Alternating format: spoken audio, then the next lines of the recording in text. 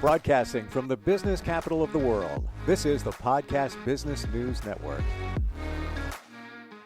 Even before we get started, I just want to tell you that he and I started a conversation before we got on the air here, talking about making a connection to whatever, higher being, God, universe, and his experiences and my experiences. And I'm like fired up and ready to go here. He's a transformational life coach. Very different than I think anything that you have experienced in the past. And we're going to experience some cool stuff today. Zen is here, and it's great to have you back, sir. How are you? It's great to be here, Steve, and I'm really looking forward to this dive. And it's not going to be into a dive, it's going to be into a great flight. And what we're going to do is give an example of what it's like to start a session with you, to work with you, kind of unpack all of that, the starting point. So, we all feel comfortable going there. I feel we weren't even planning on talking like we did, and we got in this whole conversation, which was fantastic. This is kind of an offshoot of it. But so when somebody comes to you, let's go to the beginning. They come to you because they're looking at their lives. They want to change their lives. They're feeling maybe out of sorts with things. Mm-hmm. Bit constricted, right? Everybody wants to seek flow, right? Which is where everything, when you think about it, what do you ascribe in your thinking and feeling to the word balance, or even flow, or even greater harmony? How would you ascribe that feeling or sensation in your own life? I don't have any of that.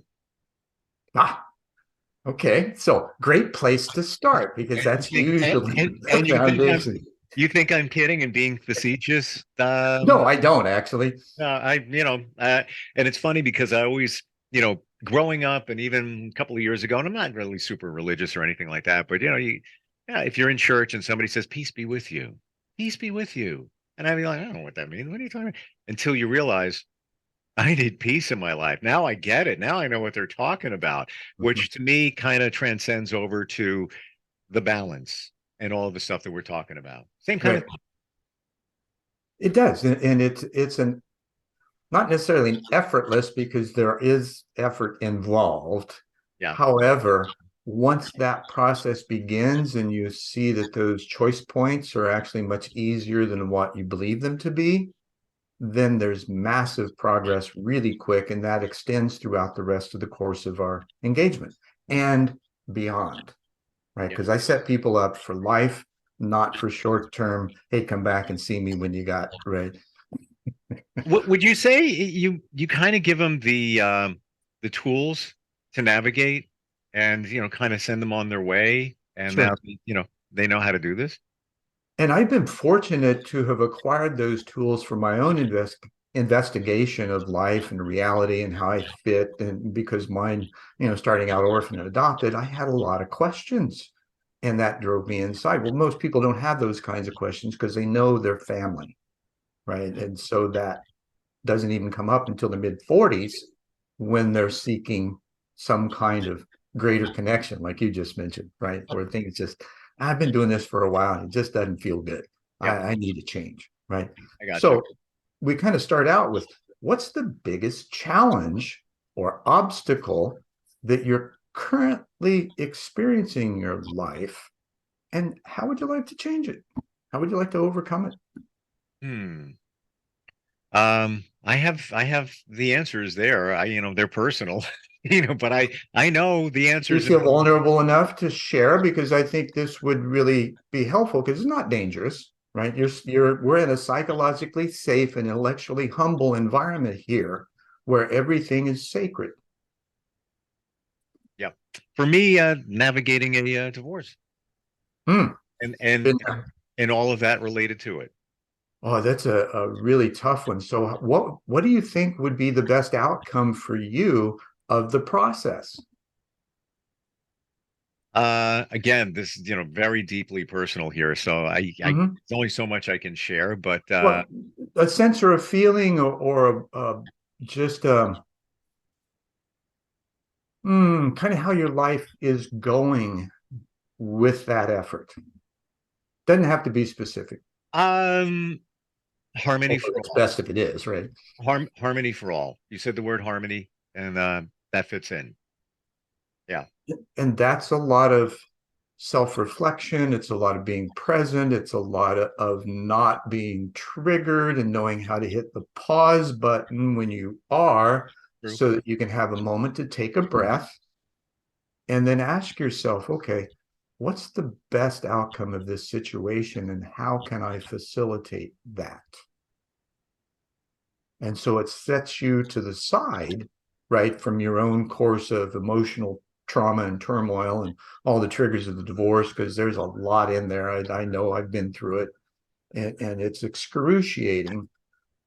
And yet there are ways out when you can step aside and just serve it rather than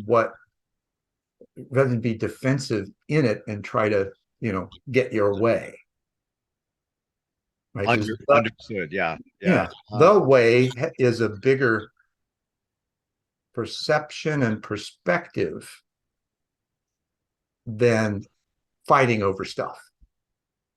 Right. Because that doesn't work. You want to have that harmony, especially when you got kids, right? They need to feel like, okay, mom and dad may not be able to get along or live together. They still love each other enough that they treat us the same, and there's really no difference in that relationship. Totally agree. And unfortunately, you can't control other people. No. When I say control, sometimes you can't even reason with others, and that's here. However, when you're in that, I'll call it heart space, right? Because you want to be unconditional in your service to the moment and love it as much as possible so that you can then receive the reciprocal love. And you will be amazed at the kind of difference the response is when you approach it differently. How do you know in any situation how to approach it differently? How do you see a different side of it? Sometimes you can do it by putting yourself in the other person's shoes, right? There was a guy who said, don't judge, condemn, or criticize unless you can walk in the other person's shoes, right? Sure. It's hard for us to do that, and yet we can empathize with the other person because we know we're hurting, right? And that other person is hurting just as much. So feel free to acknowledge that in the process of hitting that pause button. Even just to, hey, I know we're both hurting in this place. You may be even hurting more than I do. I don't know. I just want to honor that. And what can we do together to show that friendship that we had, the love that existed, is still there, even though we realize that our specific personalities just can't do it, right? So there's no blame. There's just a recognition that, hey, we tried, didn't work. It's okay. Easier said than done. In any situation, really. Well, yes and no. When you begin, the easier said than done comes from resisting, right? You're afraid of what's going to happen because you don't know, right? You're trying something new. You have no idea what's going to happen. You've had this history of events, right? That's still very much present. However, when you think about things, your energy in the present is much bigger than in the past or the future. And most of us go through life thinking about the immediate past or immediate future. And so we lose perspective in the present.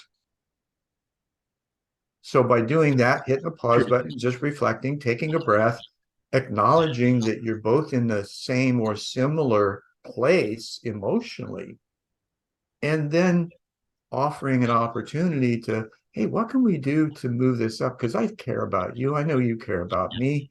So what can we do? Well, you bring up a great point, Zen, in any situation, and that is living in the moment.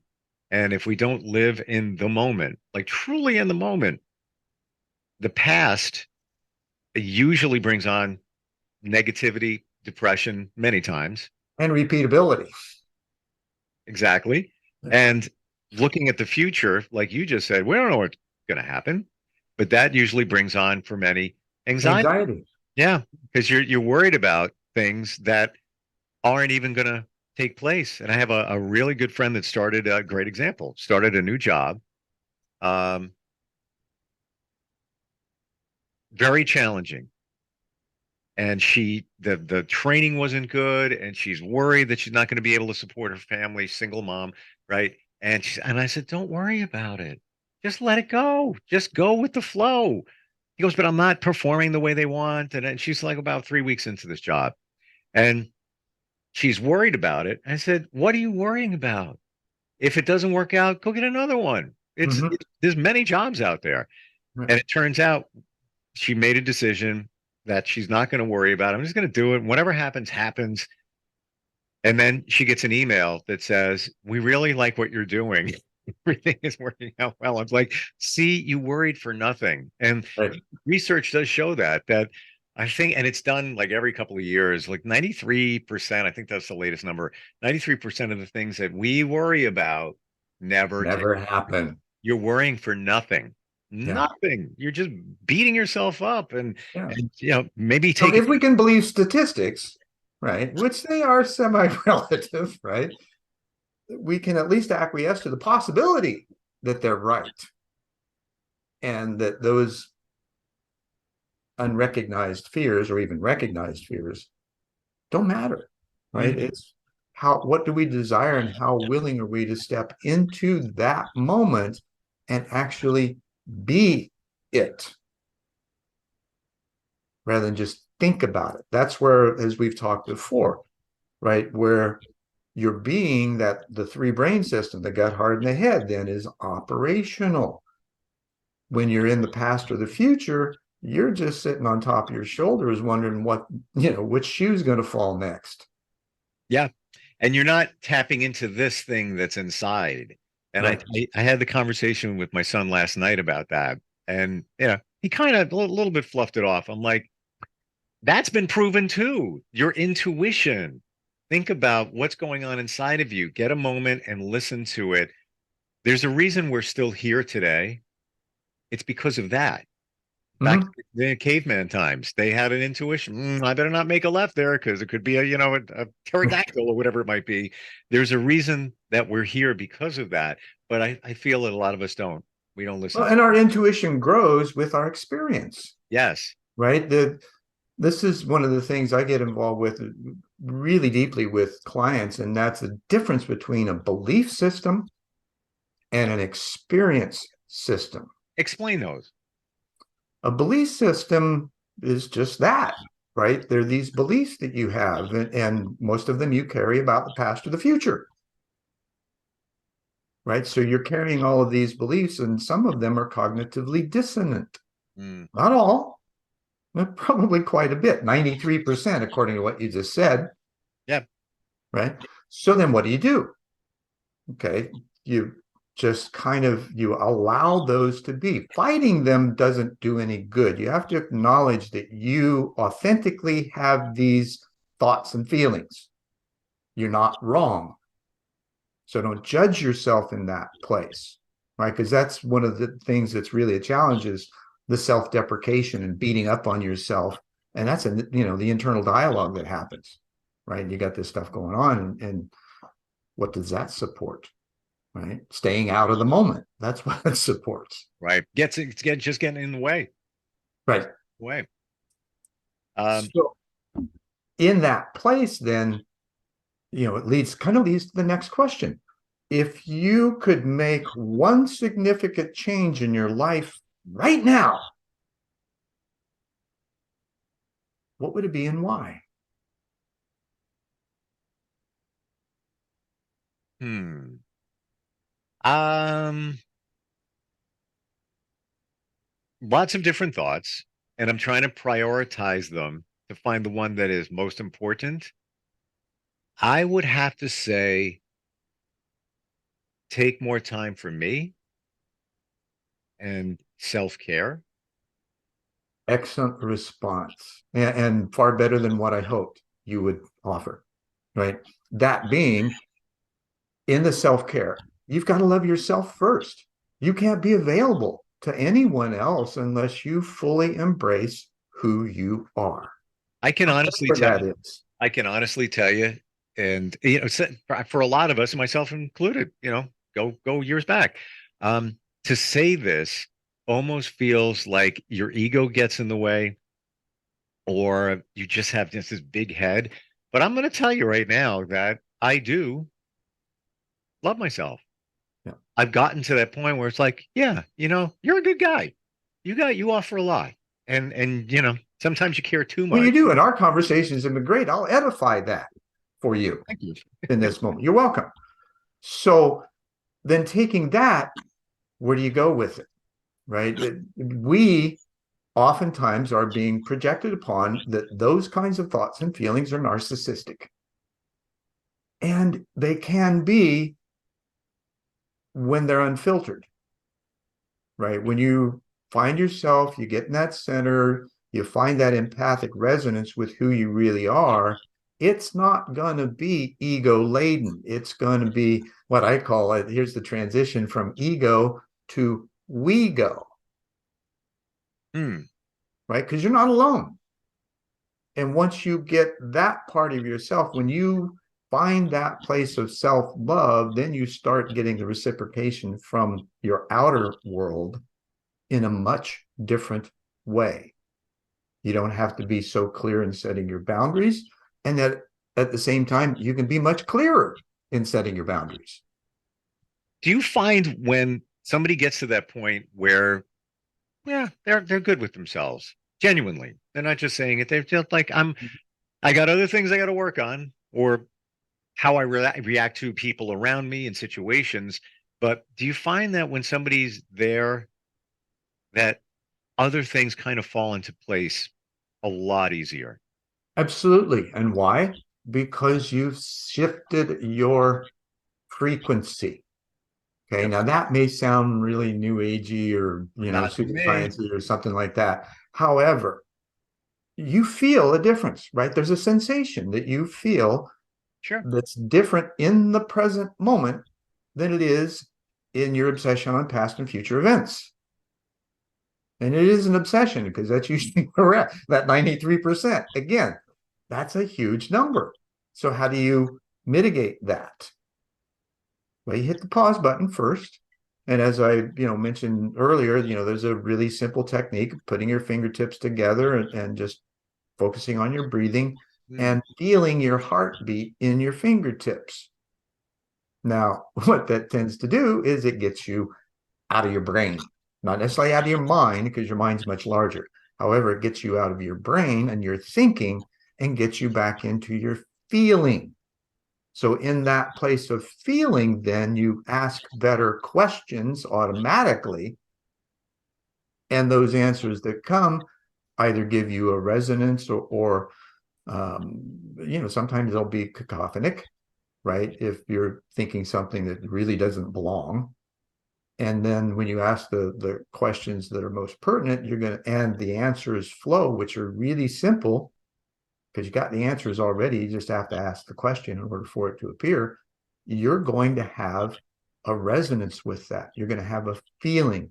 You're going to have a sense of, oh, that's true for me. I totally get what you're saying and the whole frequency thing for anybody who thinks that, oh, that's woo woo, no. And I've proven it to myself many, many, many times.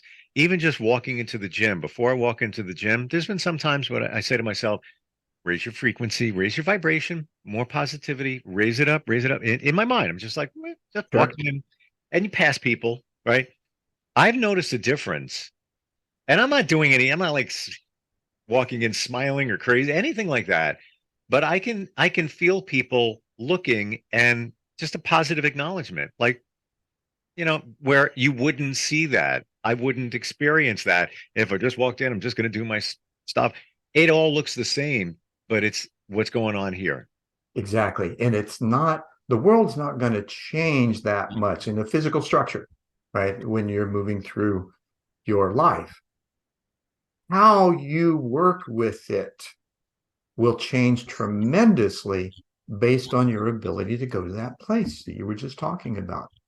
And the science behind that is actually quite old in that, when you're in the past or in future, your aura, your energy field, your electromagnetic bubble that you walk around in is about 6 foot in diameter.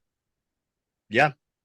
Now, when you're in the present, it exponentiates. I mean, it could be 50 feet in diameter or larger, depending on how well you are disciplined in being in that place all the time. Now, granted, that's a big effort. However, once you start practicing and you realize how much fun it is, it's a lot easier to be there. Because what do we want? We want, a couple, three things in life: to love and be loved, and to have fun.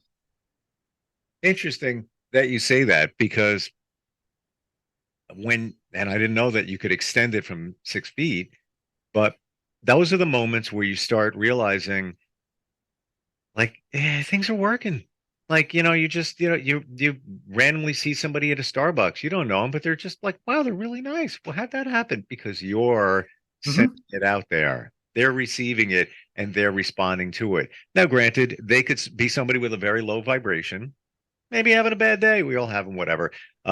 They might not pick up on it. And that could be the person where you've held the door for them and they're like, and they just walk by and they don't even say thank you or whatever it might be. Right. But I want to go back to one thing you said before, the feeling your heartbeat with your fingertips to get yourself out of here. Could you also do anything? For example, take an article of clothing, your sleeve, and just, and just rub the sleeve. Just, I'm going like this. I'm going like this. Just Sure. some Any kind of physical activity that gets you out of your head and focusing. This is the whole idea behind chop wood, carry water. Right? When you're chopping wood, chop wood. When you're carrying water, carry water. And just be in that moment. Don't think outside of it. And then you have those reflections. You can. One of the cool things that I've noticed over my 40 some odd years of exploring this is that when you make eye contact with someone, there's something there for each of you. Explore it. Don't just glance and move on. If you make direct eye contact, step up. Say, hey, how you doing? Find a way to begin a conversation. If it's a compliment of what they look like, how what they've got on, the comment you just heard them made, something that acknowledges them. First off, you will see them just blossom, right? Because somebody cared enough to acknowledge them. And then you'll get that same energy back. Yes. Maybe something that the both of you have been looking for, because what you are seeking is also seeking you.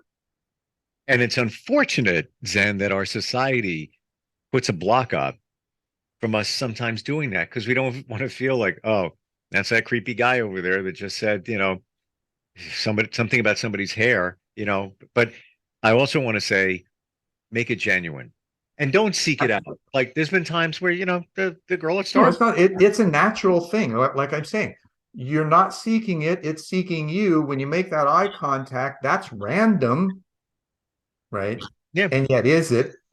Because when you're in that inner space and you're operating from that place, your outer space is going to change and reflect more of what's going on inside and how that can be shared with another.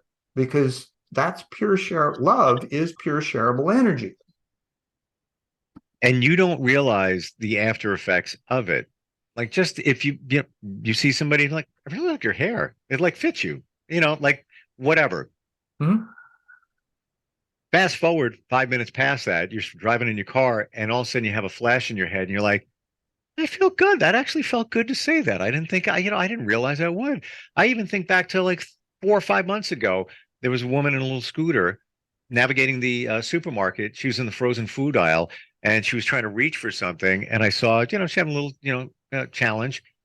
I did, I must have leaped over 3 counters to get there for her because I wanted to help her make sure, everything's cool. And You need anything else? Yeah. Could you please grab the split peas over? Yeah, sure. No problem. There you go. I never forgot it. Now I can't even remember her face, but it was just, I felt good that I got a chance to be there when she needed somebody there. So what I hear you saying in answer to that last question I asked you about what you would change, right? It's the little things. Yeah. It's acknowledging that moment, stepping into it in that little seeming activity. That little thing is a big thing. Oh, yeah. This is one thing my dad, I feel so fortunate being adopted, orphan at birth and adopted by this wonderful Benefiel family, which actually means good fidelity. And so I set up. And both my adoptive parents and my birth parent, mother, would have named me Bruce. That's my given name. I've gone by Zen, as you know, for several decades now. So those kinds of things are just, the wonderful richness that we receive because we're in that moment. Dad, back to Dad's point, you do the little things and the big things will take care of themselves. Say that one more time. When you do the little things, the big things will take care of themselves. Smart man. Very. That's the truth. We're out of time. I'm like, no, stop. Yeah, we're like overtime. And we only got to 2 out of 5 questions. Yeah, so you can imagine what the other 3 might be and how your viewers would engage in their lives in a deeper, more meaningful way as a result. This was great. And maybe next time we could hit up we'll recap these 2 and then do the 3, because I didn't think that we'd be opening the can of insight here by going through each one, and we did. For somebody that's looking for some answers or guidance from your 40 plus years of practicing this, how do we find you? Well, first of all, bethedream.com. That's probably the best place. And, my one of my logos or one of my images there is Be the Dream. Yours. Right? We've all got one. Yep. Be daring and bold enough to engage your dream. And I can help you do that. Awesome. And I do a radio show, play music, but every day, in addition to this 500 other things. And I always end the radio show with these words. And I think it applies here to what we were talking about. Be kind to each other. Absolutely. That's it. So many of us aren't. That's the little thing. That's the little things. Zen, thank you so much. Really appreciate it. No, you're welcome. My pleasure.